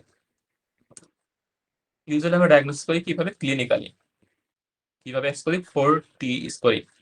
কি কি দেখবো? একটা হচ্ছে থ্রোম্বোসাইটোপেনিয়া থাকতে হবে, দেন হচ্ছে টাইমিং অফ থ্রোম্বোসাইটোপেনিয়া, মানে পেশেন্টের এই যে হেপারিন স্টার্ট করার পরে থ্রোম্বোসাইটোপেনিয়া ডেভেলপ করতে হবে। একটা হচ্ছে প্রেজেন্স অফ নিউ থ্রোম্বোসিস, মানে কোনো একটা থ্রোম্বোটিক ম্যানিফেস্টেশন থাকতে পারে, এটা হইতে পারে আর্টেরিয়া অথবা হইতে পারে ভেনাস। আরেকটা হচ্ছে কি, exclusion of others causes of thrombocytopenia. তাহলে এই 4T যদি আমরা ক্রাইটেরিয়া মিট করে, তাহলে এটা আমরা এইচআইটি বা অ্যাক্টিভ ডায়াগনোস করতে পারি। এবার বলছে কোনো পেশেন্ট যদি লো রিস্ক থাকে, এই স্কোরিং করার পর দেখলাম এগুলো কোনোটাই নাই, তাহলে কোনো টেস্ট করার দরকার নেই। তবে যদি পেশেন্টের কোনো হাই রিস্ক থাকে, মানে এই স্কোরিং করে যদি আমরা দেখি কন্ডিশনগুলো ফুলফিল করতেছে, তাহলে আমরা কনফার্ম করবো কিভাবে? NT-PF4 antibody. এটা কি মেথডে করা হয়? এলাইজা মেথডে করা হয়। তাহলে এটা পরীক্ষায় কোশ্চেন আসতে পারে। কোন একটা পেশেন্টের আপনার এখন এমআই নিয়ে প্রেজেন্ট করছে বা অন্য কোনো কন্ডিশনে প্রেজেন্ট করছে, পেশেন্টকে হেপারিন দেওয়া হয়েছে, এরপরে পেশেন্টের প্লেটলেট কাউন্ট কমে গেছে, তাহলে ডায়াগনোসিস কি? Heparin induce thrombocytopenia. কনফার্ম করবেন কিভাবে? NT-PF4 অ্যান্টিবডি টেস্টের মাধ্যমে। ম্যানেজমেন্ট কি? ফার্স্ট হচ্ছে হেপারিনটা বন্ধ করতে হবে, তাহলে heparin should be discontinue as soon as HIT is diagnosed. বন্ধ করার পর কি দিবেন? অল্টারনেটিভ একটা অ্যান্টিকোয়াগুলেন্ট দিতে হবে। অল্টারনেটিভ অ্যান্টিকোয়াগুলেন্ট আমাদের চয়েস কি? একটা হচ্ছে আর্গেট্রোব্যান অথবা ড্যানাপারয়েড। তাহলে এটাও অনেক সময় পরীক্ষায় কোশ্চেন আসে। এরপর আসি কোমোরিনস। এটা হচ্ছে এক ধরনের অ্যান্টিকোয়াগুলেন্ট, এর মধ্যে সব থেকে পপুলার বা কমনলি যেটা ইউজ করি সেটা হচ্ছে ওয়ারফেরিন। তাহলে ওয়ারফেরিন কিভাবে কাজ করে? Vitamin K dependent post translation carboxylation এটাকে ইনহিবিট করে। কোন কোন ফ্যাক্টর ইনহিবিটেড হয়? Factor 2, 7, 9 and 10। তাহলে এটা অনেকবার ডিসকাস করছি। ওয়ারফেরিন আমরা মনিটর কি কিভাবে করি? আয়না দিয়ে। এটা হচ্ছে প্রথমিন টাইমের একটা রেশিও, পেশেন্টের প্রথমিন টাইম আর একটা নর্মাল পার্সনের প্রথমিন টাইম, এটা যে রেশিও সেটাকে বলা হয় ইন্টারন্যাশনাল নর্মালাইজ রেশিও বা আয়না। এটার মধ্যে আমরা ওয়ারফেরিনের মনিটরিং করি। দেন ওয়ারফেরিনের কিছু প্রবলেম আছে। কি কি প্রবলেম? একটা সাইড থেরাপিউটিক উইন্ডো কম, এটা সাইড ইফেক্ট বেশি হয়, অনেকগুলো ড্রাগের সাথে ড্রাগ ইন্টারাকশন করে, আরেকটা হচ্ছে পেশেন্টের ব্লিডিং হইতে পারে।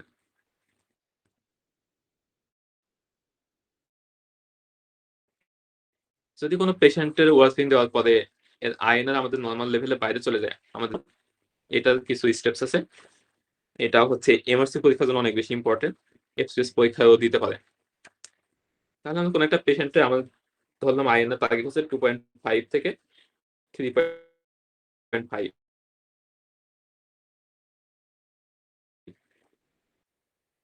এখন আমরা আয়না, যদি কোনো পেশেন্টে কোনো ব্লিডিং না থাকে, তাহলে আয়নার নর্মালি থেকে থেরাপিউটিক লেভেল থেকে বেশি আছে কিন্তু কোনো ব্লিডিং নাই, তাহলে সেক্ষেত্রে আমরা কি করবো, ওয়ারফেরিনটা উইথহেল্ড করবো অথবা জাস্ট ডোজ রিডাকশন করবো।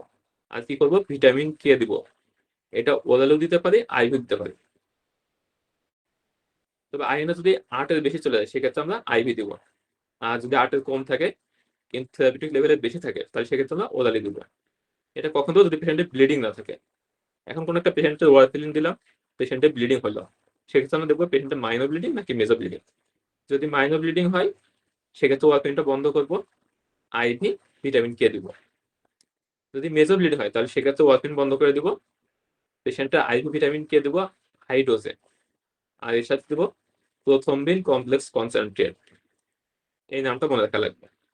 তাহলে এটা সবচেয়ে বেশি কমন আসে পরীক্ষায়।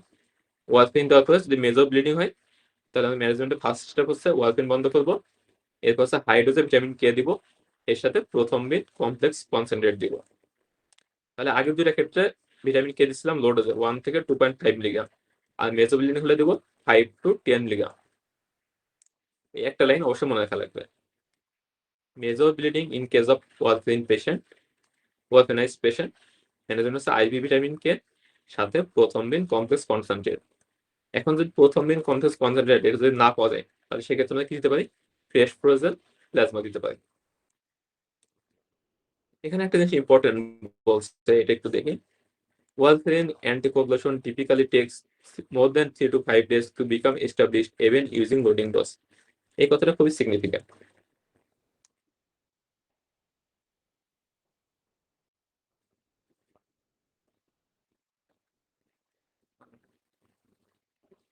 তাহলে আমরা ওয়ারফেরিনের মেকানিজমের সঙ্গে পড়ছিলাম, হিমোস্ট্যাসিস যখন পাথওয়ে গুলো পড়তেছিলাম। ওয়ারফেরিন দুইটা কাজ করে, একটা হচ্ছে inhibit synthesis of factor 2, 7, 9 and 10। তাহলে ক্লটিং ফ্যাক্টর গুলো ইনহিবিট করার ফলে পেশেন্ট এই ওয়ারফেরিনের একটা অ্যান্টিকোয়াগুলেন্ট ইফেক্ট থাকবে। ওয়ারফেরিন আরেকটা কাজ করে, প্রোটিন সি, আরেকটা হচ্ছে প্রোটিন এস কে ইনহিবিট করে।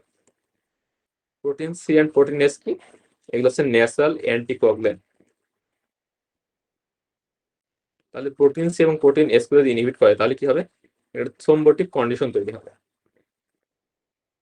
তাহলে ওয়ারফেরিনের দুইটা ইফেক্টই আছে, অ্যান্টিকোয়াগুলেন্ট ইফেক্টও আছে আর একটা হচ্ছে থ্রম্বোটিক ইফেক্টও আছে। সমস্যা কোথায়, ওয়ারফেরিনের যে অ্যান্টিকোয়াগুলেন্ট ইফেক্ট, এই ইফেক্টটা পাইতে 3 থেকে 5 দিন বা তার বেশি সময় লাগে। তাহলে ওয়ারফেরিন দেওয়ার পর ফার্স্ট যে 3 থেকে 5 দিন, এই সময়টাতে কি হচ্ছে, পেশেন্টের এমনিতে একটা থ্রম্বোটিক কন্ডিশন আছে, এরপরে ওয়ারফেরিনের কারণে এক্সট্রা থ্রম্বোটিক রিস্কটা বাড়তেছে। তো এর ফলে কি হয়, এই সময় পেশেন্টের কোনো একটা থ্রম্বোটিক ম্যানিফেস্টেশন হতে পারে এবং থ্রম্বোটিক ম্যানিফেস্টেশন হলে রিস্ক বেড়ে যায়। তাহলে আমরা ওয়ারফেরিন দিচ্ছিলাম কিসের জন্য, অ্যান্টিকোয়াগুলেন্ট ইফেক্টের জন্য। ওয়ারফেরিন কি করতেছে, ফার্স্ট 3 থেকে 5 দিনে উল্টা আরো থ্রম্বোসিসের রিস্ক বাড়িয়ে দিচ্ছে। সো এই যে টাইমটা, এই টাইমটা কভার করার জন্য আমরা কি করি, পেশেন্টকে লো মলিকুলার হেপারিন দিই। তাহলে আমরা যখন কোনো পেশেন্টকে ওয়ারফেরিন দেবো তাহলে ওয়ারফেরিনের সাথে আমরা লো মলিকুলার হেপারিন এটা একসাথে শুরু করবো। এরপরে 5 দিন পরে বা 7 দিন পরে আমরা হেপারিনটা বন্ধ করে দেবো, ওয়ারফেরিনটা কন্টিনিউ করবো। এই অংশটুকু কি বোঝা গেছে? এটা খুবই ইম্পর্টেন্ট, পরীক্ষার জন্য ইম্পর্টেন্ট, আবার আমরা প্র্যাকটিক্যাল যখন কোনো পেশেন্টকে টেস্ট দেবো তখন ইম্পর্টেন্ট।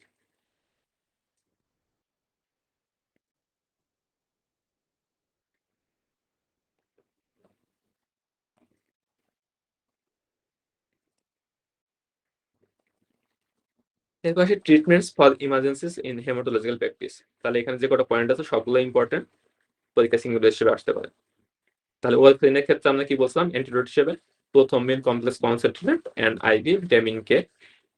আনফ্র্যাকশনেটেড হেপারিনের ক্ষেত্রে প্রোটামিন সালফেট, ড্যাবিগেটর, এটা একটা ওরাল অ্যান্টিকোগুলেন্ট, এটার জন্য আছে ইডারোসিজুমাব। আর রিভারোক্সাবান, র্যাপিক্সাবান, এগুলোর জন্য আছে অ্যাডনেক্সানেট আলফা, তাহলে এগুলো পরীক্ষা সিঙ্গেল হিসেবে আসে। এরপরে আদার্স হেমাটোলজিক্যাল ইমেন্স আছে টিটিপি বা থ্রোম্বোটিক থ্রোমোসাইটোপেনিক পালপ্রা। এখানে ট্রিটমেন্ট অফ চয়েস আছে প্লাজমা এক্সচেঞ্জ। অ্যাকুট প্রোমাইলোসাইটিক লিউকেমিয়ার ক্ষেত্রে আছে all trans retinoic acid and 5 replacement. Sickle cell অ্যানিমিয়ার ক্ষেত্রে স্ট্রোক বা সেস সিন্ড্রোম ডেভেলপ করে সেক্ষেত্রে আছে রেড সেল ট্রান্সমিশন অথবা এক্সচেঞ্জ ট্রান্সমিশন। আর নিউরোপেনিক সেপসিস ক্ষেত্রে এম্পাইরিক্যাল ব্রড স্পেকট্রাম অ্যান্টিবায়োটিক্স। তাহলে এই হেমাটোলজিক্যাল ইমার্জেন্সি গুলা কোনটাতে কি ড্রাগ বা ট্রিটমেন্ট অফ চয়েস কোনটা এটা পরীক্ষায় আসে। এর পাশে ইন্ডিকেশনস ফর অ্যান্টিকোয়াগুলেশন, অনেক বড় একটা বক্স, এটা মুখস্থ করা তেমন কিছু নেই, এখান থেকে কয়েকটা পয়েন্ট জানা লাগবে। একটা সোয়ালফেনির ক্ষেত্রে আমাদের থেরাপিউটিক আইএনআর থাকে মেইনলি হচ্ছে 2.5 টার্গেট থাকে আমাদের অলমোস্ট বেশিরভাগ কন্ডিশনে। তবে কিছু কিছু কন্ডিশন আছে যেখানে আমাদের টার্গেট থাকে 3.5। এটা এক্সাম্পল কি, একটা যদি রিকারেন্ট ভেনাস থ্রোম্বোসিস হয় ওয়াইল অন ওয়ারফেরিন, মানে একটা পেশেন্ট ওয়ারফেরিন যেগুলো খাইতেছে এরপর যদি থ্রোম্বোসিস হয় সেক্ষেত্রে আমাদের আইএনআর টার্গেট বাড়ায় 3.5 করতে হবে। আর একটা যদি আমরা মেকানিক্যাল প্রোস্থেটিক ভালভ ইউজ করি সেক্ষেত্রে আমাদের টার্গেট হবে 3.5। আদার্স সব কন্ডিশনগুলোতে আমাদের টার্গেট 2.5।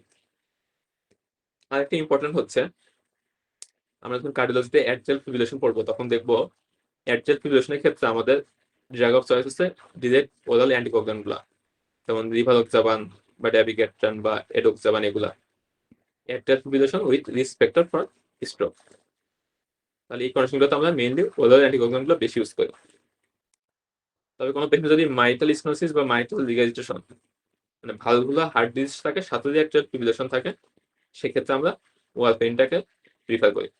আরেকটা হচ্ছে antiphospholipid syndrome, ischemic stroke in antiphospholipid syndrome.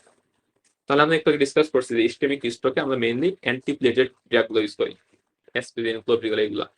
তবে কোনো পেশেন্ট যদি অ্যান্টিফসফোলিপিড সিন্ড্রোম থাকে, এই পেশেন্টগুলো যদি স্ট্রোক হয় ইসকেমিক স্ট্রোক, সেক্ষেত্রে আমরা ওয়ারফেরিন ইউজ করি। তাহলে দুইটা পয়েন্ট আমাদের মনে রাখা লাগবে, ischaemic stroke in antiphospholipid syndrome, আর একটা হচ্ছে mitral valvular heart disease with atrial fibrillation. এই দুটা ক্ষেত্রে আমরা এখনো ওয়ারফেরিনটাকে প্রিফার করি। আর বাকি অন্যান্য যে কন্ডিশন আছে সেগুলোতে ওরাল অ্যান্টিকোয়াগুলেন্ট যেগুলো আছে রিভারোক্সাবান, ড্যাবিগেট্রান বা এডোক্সাবান, এইগুলোকে আমরা বেশি প্রিফার করি। আচ্ছা, একটা পয়েন্ট বাদ গেছে, ডিরেক্ট ওরাল অ্যান্টিকোয়াগুলেন্টস। তাহলে এগুলো এখন আমরা কমনলি বেশি ইউজ করি ওয়ারফেরিনের পরিবর্তে। এগুলো কোথায় কোথায় ইউজ করা যায়, এখানে বলছে অল্টারনেটিভ টু পোমারিনস, মানে যেগুলোতে ওয়ারফেরিন ইউজ করা হতো সেগুলো সব ক্ষেত্রে এখন ডিরেক্ট ওরাল অ্যান্টিকোয়াগুলেন্ট ব্যবহার করা যেতে পারে। একটা হচ্ছে ম্যানেজমেন্ট অফ ভেনাস থ্রোম্বোএম্বোলিজম, আর হচ্ছে prevention of stroke and systemic embolism in patient with atrial fibrillation. Exception কোনটা কোনটা বললাম, যদি হচ্ছে মাইটাল ভালভুলার হার্ট ডিজিজ থাকে, তাহলে মাইটাল ভালভুলার হার্ট ডিজিজ থাকলে সেক্ষেত্রে আমাদের চয়েস হবে ওয়ারফেরিন। আর একটা আছে যদি অ্যান্টিফসফোলিপিড অ্যান্টিবডি সিনড্রোম হয় সেক্ষেত্রে আমাদের চয়েস হবে ওয়ারফেরিন। বাকি অন্যান্য ক্ষেত্রে ডিরেক্ট ওরাল অ্যান্টিকোয়াগুলেন্ট চয়েস করবো। এটা সুবিধা কি, এটা হচ্ছে একটা ফিক্সড ওরাল ডোজ, তাহলে এগুলোর ক্ষেত্রে ডোজটা হচ্ছে ফিক্সড। ওয়ারফেরিনের ক্ষেত্রে যেমন ডোজ বাড়ানো লাগে, এগুলোর ক্ষেত্রে চেঞ্জ করা দরকার হয় না। এরপর হচ্ছে এগুলা আরেকটা সুবিধা হচ্ছে ফিউ ড্রাগ ইন্টারাকশন। তাহলে ওয়ারফেরিনের ক্ষেত্রে আমরা বলছিলাম অনেকগুলো ড্রাগের সাথে ইন্টারাকশন করে, ডিরেক্ট ওরাল অ্যান্টিকোয়াগুলেন্টের ক্ষেত্রে এই ধরনের ইন্টারাকশন গুলো কম। আর একটা হচ্ছে লেস ক্লিনিক্যালি সিগনিফিক্যান্ট ব্লিডিং, তাহলে ওয়ারফেরিনের তুলনায় এগুলো ব্লিডিং রিস্ক কম। আর একটা অ্যাডভান্স হচ্ছে এগুলো মনিটরিং করার দরকার হয় না। কিছু কিছু ওরাল অ্যান্টিকোয়াগুলেন্ট আছে যেগুলোর অ্যান্টিডোট বা রিভার্সাল এজেন্টও আছে, তাহলে এটা অনেক সময় পরীক্ষা আসে। আমরা অলরেডি আগে বক্সে ডিসকাস করছি ড্যাবিগেট্রানের জন্য কি আছে ইডারুসিজুমাব, আর এপিক্সাবান বা রিভারোক্সাবানের জন্য অ্যান্ডেক্সানেট আলফা। তাহলে এগুলো পরীক্ষা অনেক সময় সিঙ্গেল হিসেবে আসতে পারে যে কোন কোন ওরাল অ্যান্টিকোয়াগুলেন্টের অ্যান্টিডোট আছে, অ্যান্টিডোটগুলোর নাম কি। তাহলে আজকে যে কটা টপিক আমরা ডিসকাস করলাম এর মধ্যে সবথেকে ইম্পর্টেন্ট বিষয় হচ্ছে mode of action of anticoagulant and